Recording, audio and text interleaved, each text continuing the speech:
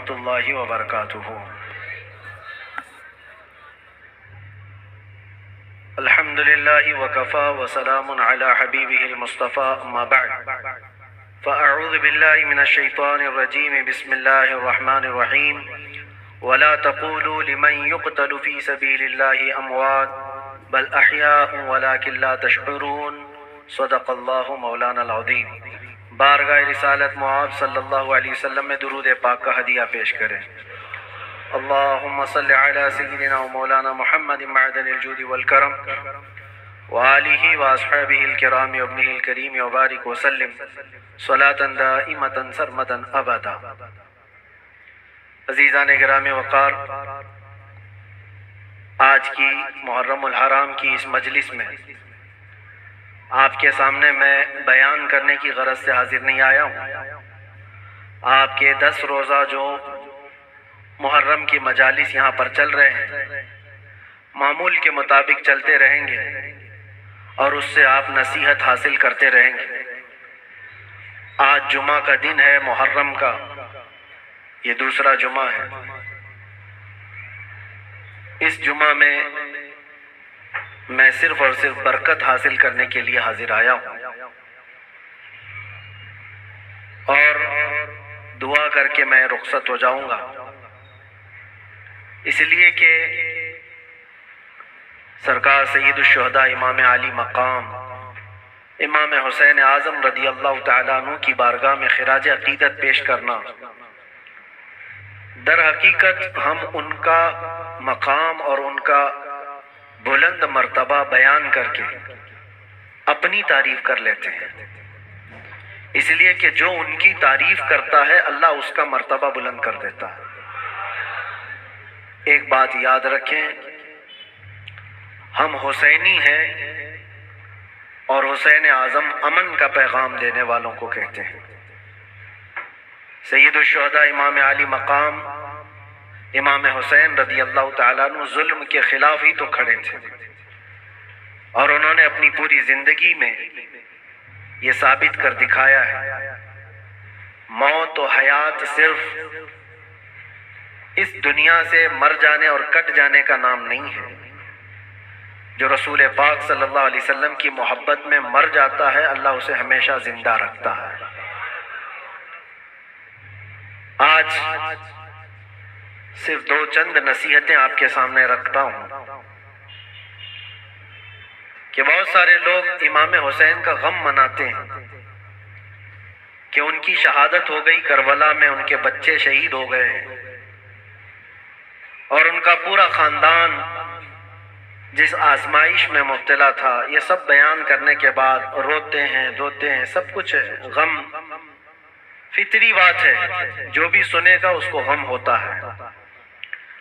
لیکن میں یہ پوچھنا چاہتا ہوں، اگر صحیح معنوں میں امام حسین کا غم ہی ہے آپ اور صحیح معنوں میں ان سے محبت کی وجہ سے غم کرتے ہو،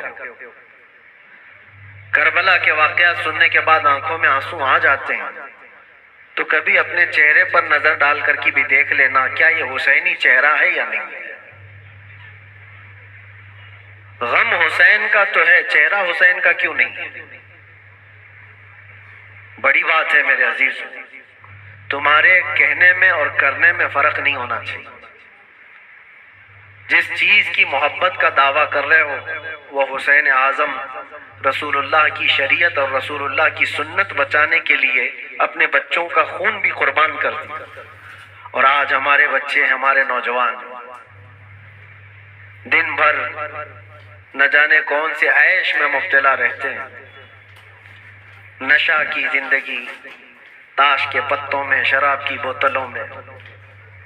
کیا یہ جوانی آپ کو اس لیے دی گئی ہے؟ حسین اعظم کا ذکر سننے والا کبھی ایسا نہیں کر سکتا کہ اس کی نشے سے دوستی ہو، کبھی نہیں ہو سکتا۔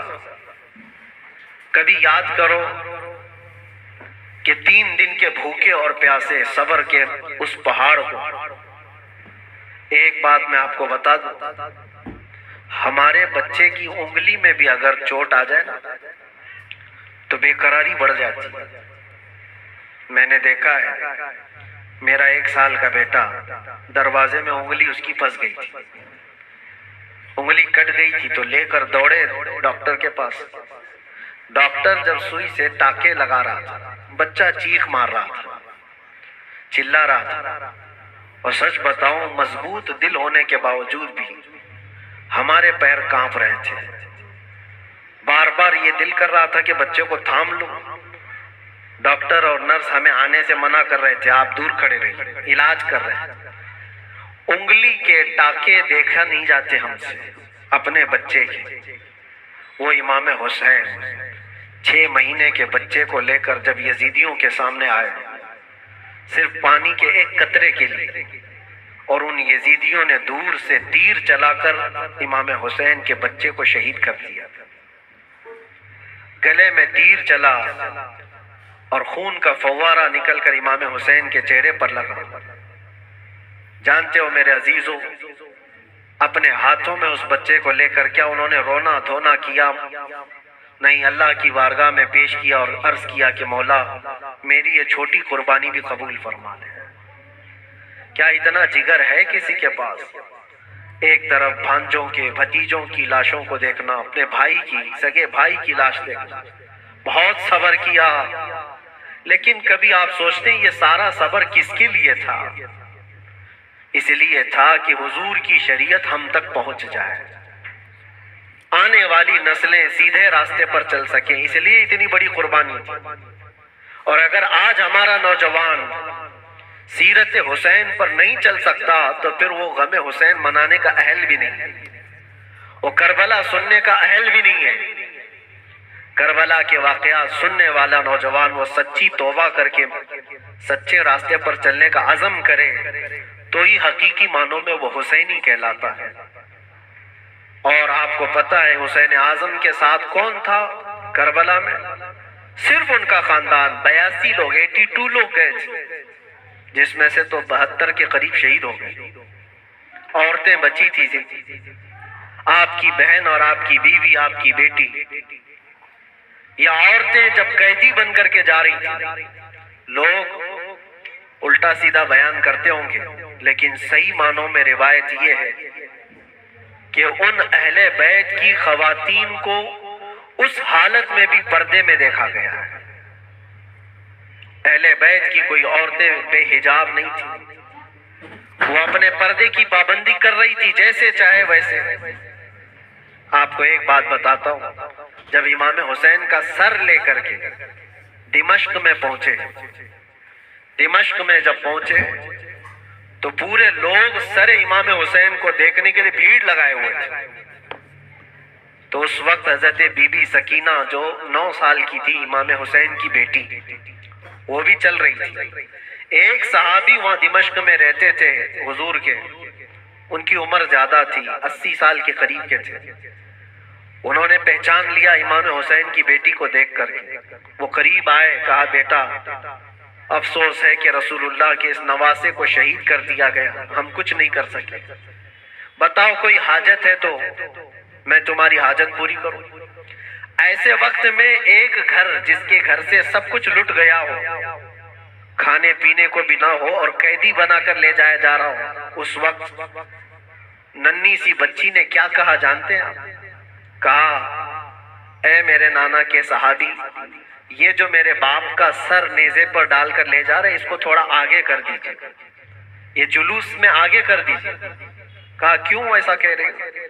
کہا اس لیے کہ اس سر کو دیکھنے کے لیے بھیڑ جمع ہو رہی ہے، اور وہ سر دیکھتے دیکھتے لوگ ہماری عزتوں کو بھی دیکھ رہے ہیں، ہماری طرف بھی دیکھ رہے ہیں، ہماری بے پردگی نہ ہونے پائے، جو سر دیکھنا چاہتے وہ سر دیکھیں، ہم تو کم سے کم محفوظ رہیں۔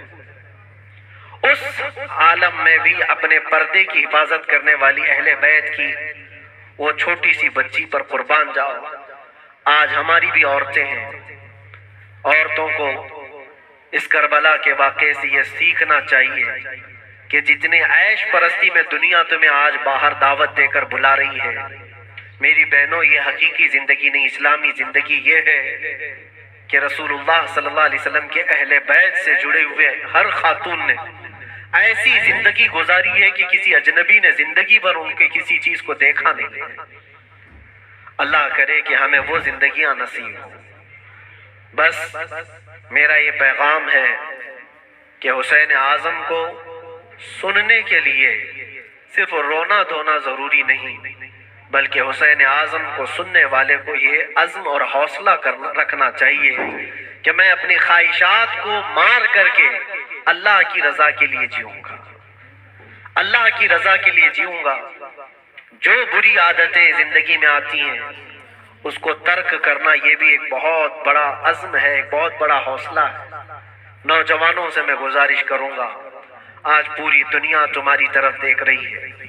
آج جانتے ہیں ہماری قوم کو کیا کیا الزامات ہیں کہ نشہ تمہارے ہاں بکتا ہے، نشہ تم کرتے ہو، جھوٹ تم بولتے ہو، چوریاں تمہارے محلے میں ہو رہی ہیں، بہت ساری آوارگیاں۔ یہ سب باتیں کیوں آئی تمہارے اندر؟ رسول اللہ صلی اللہ تعالیٰ علیہ وسلم کے خاندان سے محبت کرنے والے، اہل بیت سے محبت کرنے والے اپنے معاشرے میں ایسے تو نہیں رہ سکتے۔ جس رسول نے کہا صفائی آدھا ایمان ہے، آج ہمارے محلوں میں صفائی نہیں۔ بات صرف یہی ہے کہ صرف زبان سے حسین حسین کہہ لینے کا نام حسینی نہیں ہوتا، حسینی نہیں ہوتا۔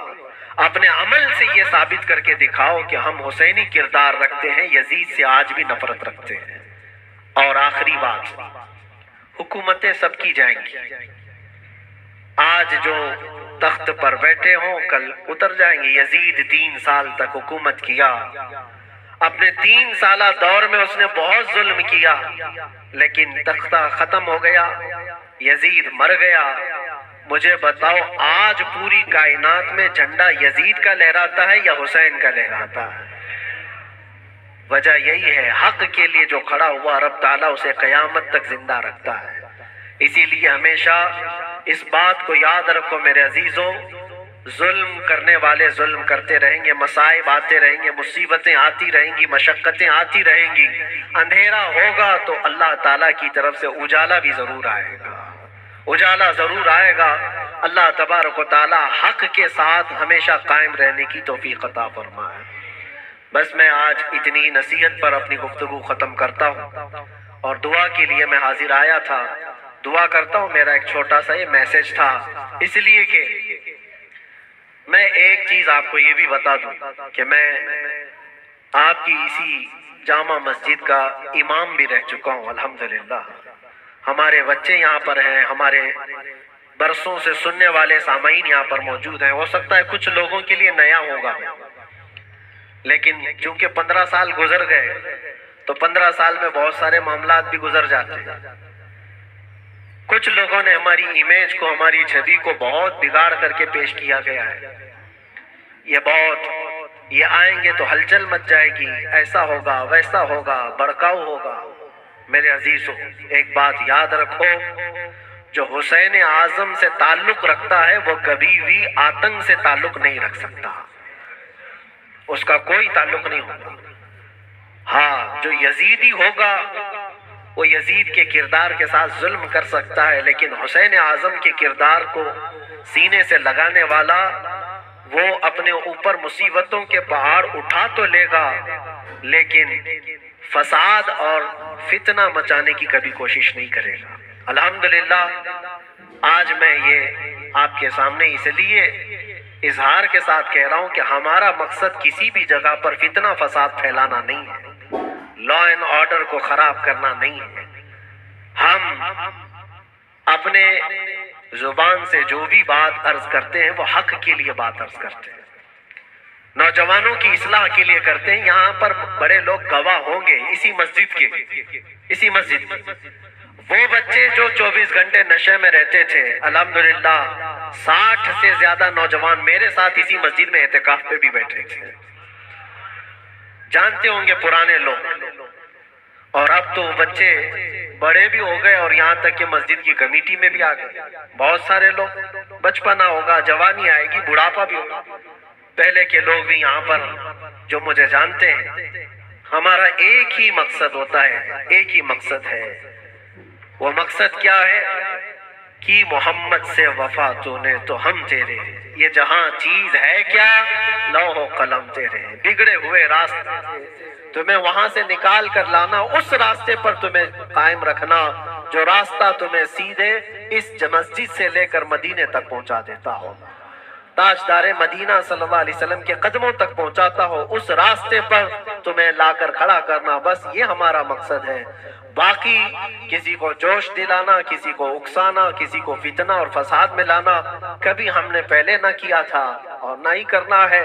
ہاں اگر کسی کو ایسا لگتا ہو تو یہ ان کی خام خیالی ہے، بس ہم تو یہ کہیں گے یا رسول اللہ تیرے غلاموں کا نقش قدم ہے راہ خدا، وہ کیا بہک سکے جو یہ صرف چراغ لے کے چلے، وہ کیا بہک سکے جو یہ سراغ لے کے چلے۔ بس آخری میسج یہی ہے کہ محمد سے وفا تو نے تو ہم تیرے ہیں، یہ جہاں چیز ہے کیا لوح و قلم تیرے ہیں، زندگی تمہاری اپنی نہیں ہے، یہ اللہ کے رسول کے لیے دی ہوئی زندگی ہے۔ میرے مرشد گرامی حضور تاج الشریعہ بدر الطریقہ رحمت اللہ تعالی علیہ یہ کہہ کر کے گئے، زندگی یہ نہیں کسی کے لیے، زندگی ہے نبی کی نبی کے لیے، نہ سمجھ مرتے ہیں زندگی کے لیے، جینا مرنا ہے سب کچھ نبی کے لیے۔ لبیک یا رسول اللہ، لبیک یا رسول اللہ، لبیک یا رسول اللہ، وآخر دعوانا الحمدللہ رب العالمین۔ پھر کسی موقع پر انشاءاللہ العزیز آپ کے ہاں حاضر آئیں گے، جو بھی معاملات ہوں گے سب کو کلیئر کر کے انشاءاللہ العزیز آپ کے سامنے بیان کریں گے۔ السلام علیکم ورحمۃ اللہ۔